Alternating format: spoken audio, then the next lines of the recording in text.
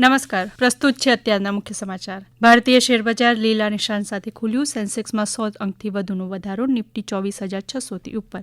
પ્રધાનમંત્રી નરેન્દ્ર મોદીએ નેટફ્લિક્સના સહ-સીઈઓ સાથે ભારતના મીડિયા અને મનોરંજન ક્ષેત્રની સંભાવનાઓ પર ચર્ચા કરી। ભારતે શ્રીલંકાને ભારતીય માછીમારોને મુક્ત કરવા મુદ્દે વિનંતી કરી। લોકસભામાં આજે કરવેરા અને અન્ય કાયદા સુધારા બિલ અને રાજ્યસભામાં વિનિયોગ બિલ પર ચર્ચા કરાશે।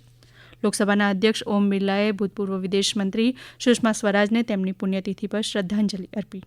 આરોગ્ય મંત્રી જેપી નડ્ડાએ આસામ નાગાલેન્ડ સરહદ પર આવેલા શિવસાગર જિલ્લાના નેપાળખુંટી વિસ્તારની મુલાકાત લીધી।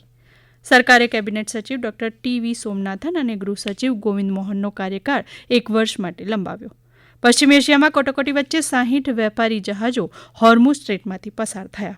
ઝારખંડમાં ભરતી પરીક્ષાઓમાં ગેરરીતિ સામે વિદ્યાર્થીઓનો વિરોધ વધુ તીવ્ર બન્યો। ઉત્તરાખંડ સરકાર રાજ્યમાં ભારે વરસાદની ચેતવણીને પગલે હાઈ એલર્ટ મોડ પર। વિદેશમંત્રી ડોક્ટર એસ જયશંકરે કહ્યું કે ભારત આફ્રિકા સાથે માંગ આધારિત વિકાસ સહયોગ માટે પ્રતિબદ્ધ। શિક્ષણ મંત્રી પ્રહલાદ જોશીએ શિક્ષણ ક્ષેત્રે વધુ મજબૂત બનાવવા સમીક્ષા કરી।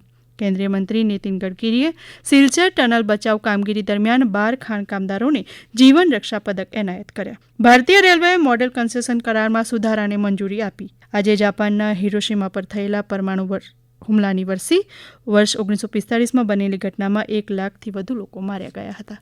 ગુજરાતમાં એનાલોગ પનીર, ચીઝ અને બટરના ઉત્પાદન અને વેચાણ પર પ્રતિબંધ। છાત્રાલ જીઆઈડસમાંથી નકલી ઘી બનાવતી ફેક્ટરી ઝડપાઈ। ડીઆરઆઈએ પાકિસ્તાનથી આયાત કરાયેલી 364 મેટ્રિક ટન પ્રતિબંધિત સૂકી ખજૂર જપ્ત કરી। સ્વતંત્રતા પર્વની ઉજવણી અંતર્ગત દેશભરમાંથી સુરતમાં તૈયાર થયેલા તિરંગાની માંગ। ભારત સરકારે રાષ્ટ્રગાન અને રાષ્ટ્રગીતને કયા પ્રસંગમાં ગાવા અથવા વગાડવા તે માટેના કડક પાલનની સૂચના આપી। ઓખાથી ઉપડતી ઓખા વેરાવળ એક્સપ્રેસ, જ્યારે વેરાવળથી ઉપડતી વેરાવળ ઓખા એક્સપ્રેસ આજે સંપૂર્ણપણે રદ।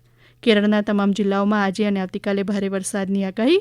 8 ઓગસ્ટથી 23 ઓગસ્ટ દરમિયાન રાજ્યના અનેક વિસ્તારોમાં હળવાથી મધ્યમ વરસાદની આગાહી। અને અમદાવાદમાં 13મીથી બાસ્કેટબોલની ફીબા અંડર 18 એશિયા કપ સ્પર્ધા યોજાશે। 23મીએ ફાઇનલ રમાશે। હવે પછી આપ 11 વાગે મુખ્ય સમાચાર સાંભળી શકશો। નમસ્કાર।